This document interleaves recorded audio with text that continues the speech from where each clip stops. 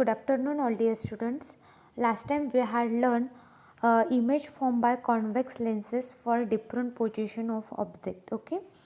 Today I am going to teach you what is sign convention. Before teaching this point, there is a question: what is a Cartesian sign convention used for spherical mirror? The answer of this question is: according to the Cartesian sign convention, the pole P of the spherical mirror is taken as a origin and the principal axis is taken as a x-axis of the coordinate system. First one, the object is always placed on the left of the mirror. Second one, all distance parallel to the principal axis are measured from the pole of the mirror. Third one, all distance measured to the right of the origin pole are taken as a positive while it must be virtual. This is how we can find out whether an image is real or virtual. Okay. Now, what is sign convention? Let's see in detail. Sign convention, आओ इसकी बात करते हैं।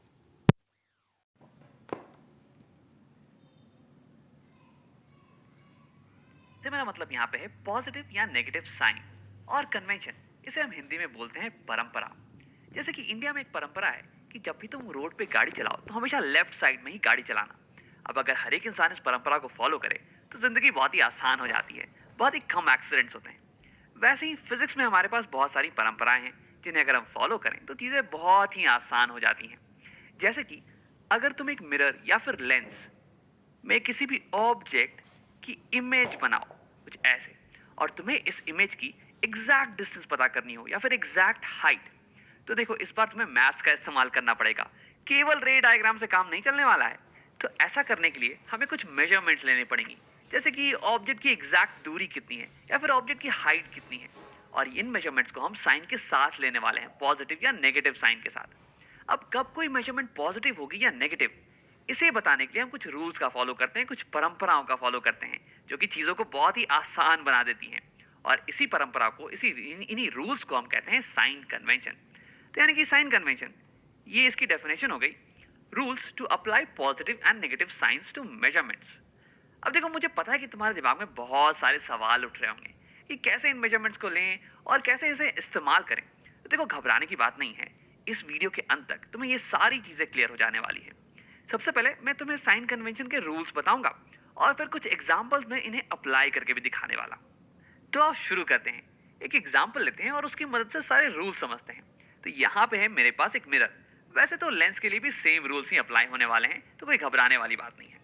यहाँ मेरे पास एक concave mirror, और तुम्हें याद होगा कि इसे कॉनकेव क्यों बुलाते हैं, क्योंकि इसकी रिफ्लेक्टिंग साइड ये केव बना रही होती है। और रूल नंबर 1 ये कहता है कि जितनी भी डिस्टेंस तुम्हें मेजर करनी हो ना, वो डिस्टेंसेस इस मिरर के पोल से होने वाली है। अब तुम्हें ये भी याद होगा कि पोल किसी भी मिरर का सेंटर पॉइंट होता है, ये वाला पॉइंट, इसे हम कहते हैं पोल। अब वैसे यहाँ पे बस 3 ही डिस्टेंसेस हैं जो कि तुम्हें मेजर करनी होंगी। पहली हो गई ऑब्जेक्ट की डिस्टेंस, यानी कि ऑब्जेक्ट कितनी दूर पे है पोल से। दूसरी होगी इमेज की डिस्टेंस, यानी कि इमेज कितनी दूर पे है पोल से। और तीसरी होगी फोकल लेंथ, यानी कि फोकस की डिस्टेंस, फोकस कितनी दूर पे है पोल से।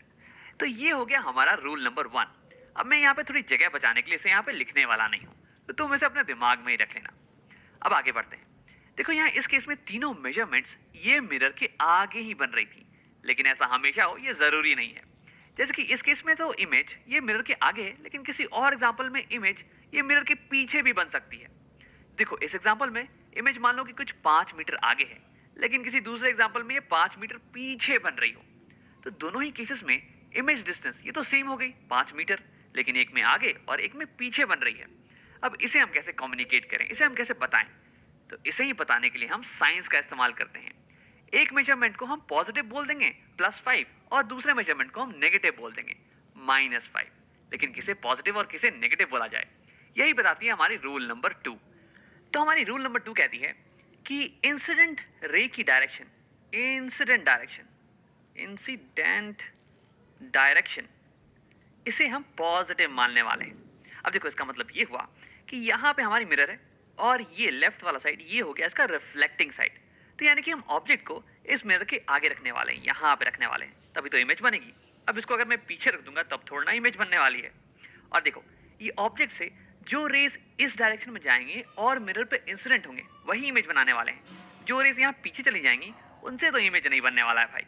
तो ठीक है, इस केस में इस ऑब्जेक्ट से लाइट रे ऐसे जाएगी टुवर्ड्स राइट और इंसिडेंट होगी मिरर पे और इमेज बनाने वाली है। यानी कि इस केस में इंसिडेंट रे की डायरेक्शन है टुवर्ड्स राइट।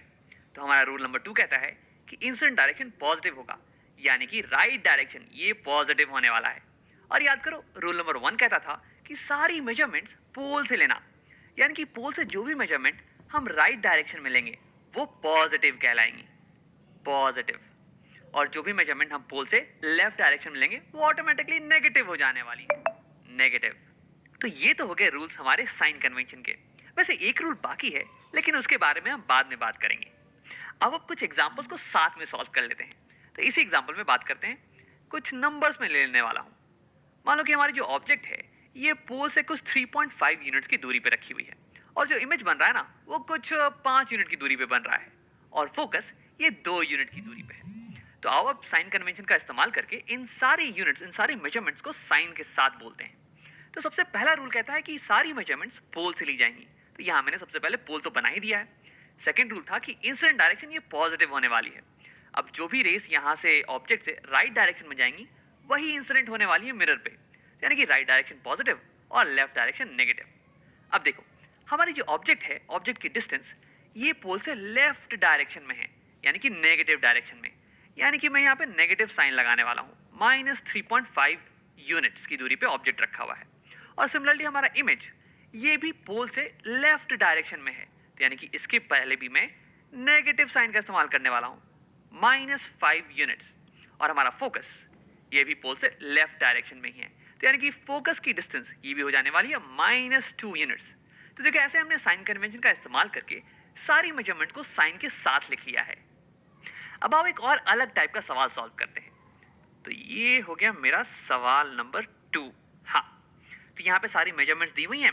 मैं चाहूंगा कि तुम वीडियो को एक बार पॉज करो और इन सारी मेजरमेंट को साइन कन्वेंशन के साथ खुद से लिखने की कोशिश करो। अब अगर तुमने ट्राई कर लिया है तो अब देखते हैं। तो देखो, सबसे पहला लॉ कहता है कि हमारी सारी मेजरमेंट्स ये पोल से ली जाएंगी। तो यानी कि सबसे पहले मैं पोल को मार्क कर देने वाला हूँ।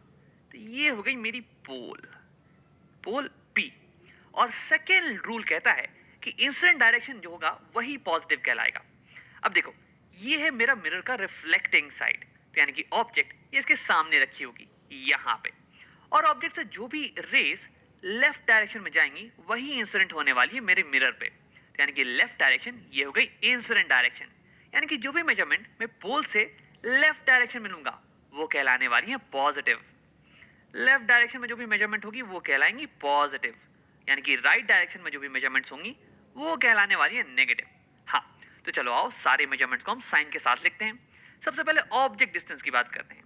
तो हमारा ऑब्जेक्ट ये पोल से राइट डायरेक्शन में है, नेगेटिव डायरेक्शन में कुछ 7 यूनिट पे, यानी कि इसकी मेजरमेंट ये हो जाएगी -7 यूनिट्स। और फिर हमारी इमेज डिस्टेंस की बात करते हैं। तो इमेज ये पोल से लेफ्ट डायरेक्शन में है, तो यानी कि ये हो जाएगा पॉजिटिव +1। और हमारा फोकल लेंथ ये भी पोल से लेफ्ट डायरेक्शन में, यानी कि पॉजिटिव डायरेक्शन में, तो ये हो जाने वाला है +2। तो ये हो गई सारी मेजरमेंट्स करेक्ट साइन के साथ। अब अगर तुम्हारा जवाब थोड़ा गलत आया हो तो घबराने की कोई बात नहीं है, ये सवाल थोड़ा सा पेचीदा था। अब देखो, मैंने कहा था कि साइन कन्वेंशन में एक और रूल है, आओ उसकी बात करते हैं। देखो, इस एग्जांपल में हमारी इमेज ये उल्टी खड़ी है प्रिंसिपल एक्सिस के नीचे, और इस एग्जांपल में हमारी इमेज ये सीधी खड़ी है प्रिंसिपल एक्सिस के ऊपर। तो हमें यहाँ ऊपर और नीचे इसमें भी अंतर बताना पड़ेगा ना।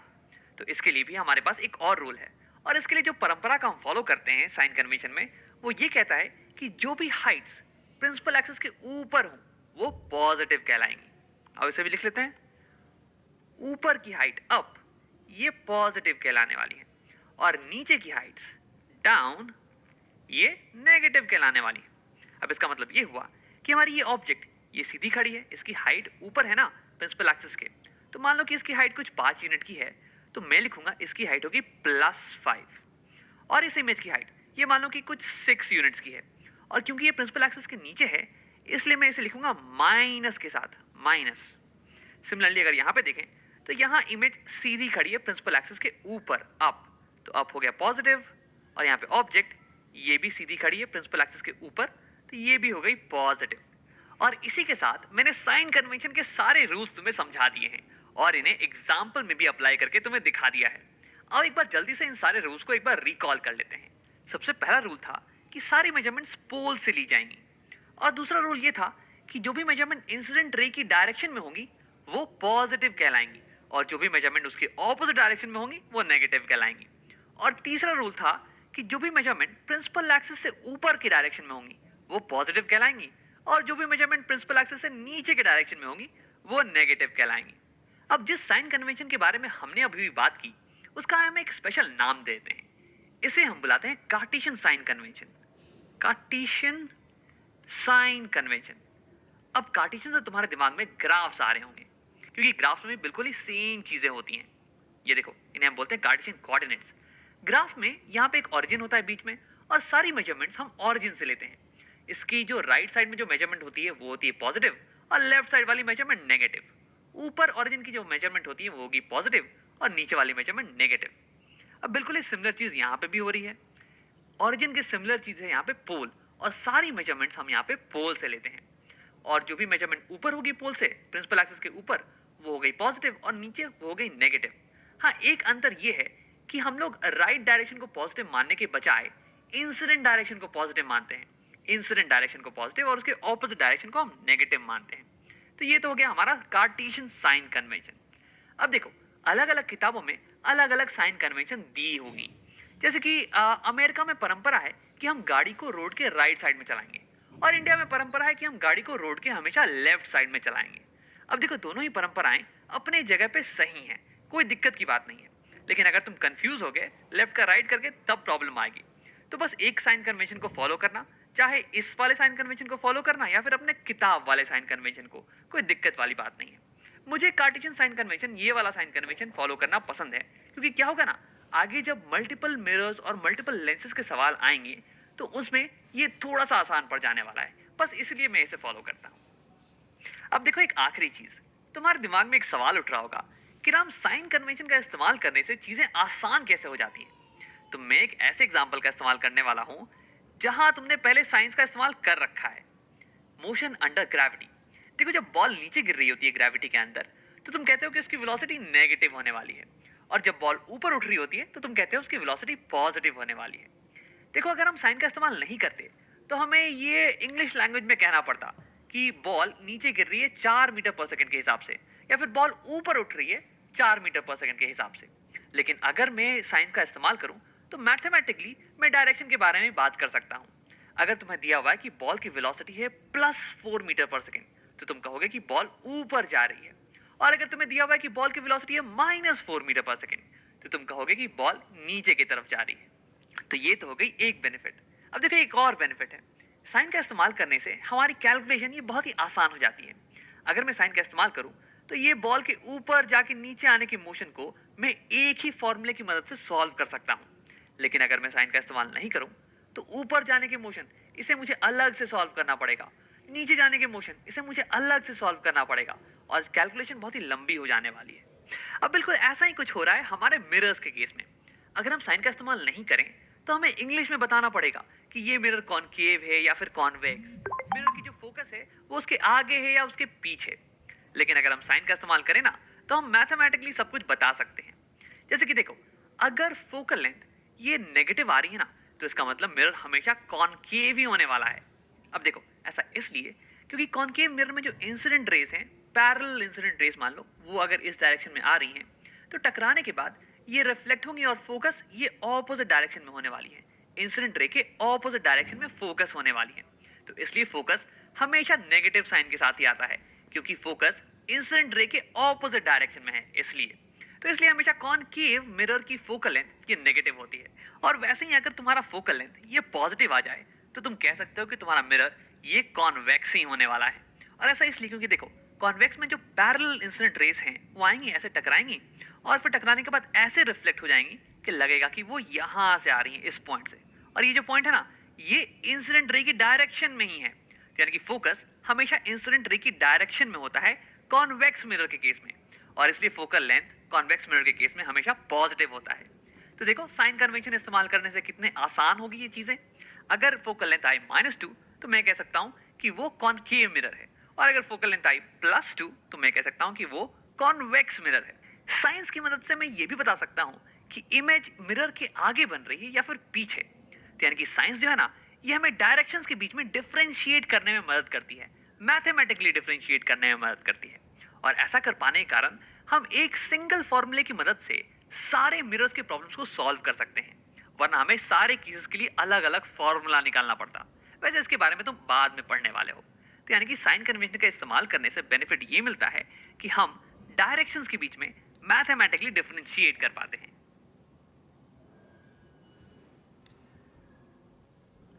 So student, this was our today's lecture. I hope you understood what is sign convention. Okay, and in next lecture we will see what is Lenz formula. Okay, thank you, bye bye.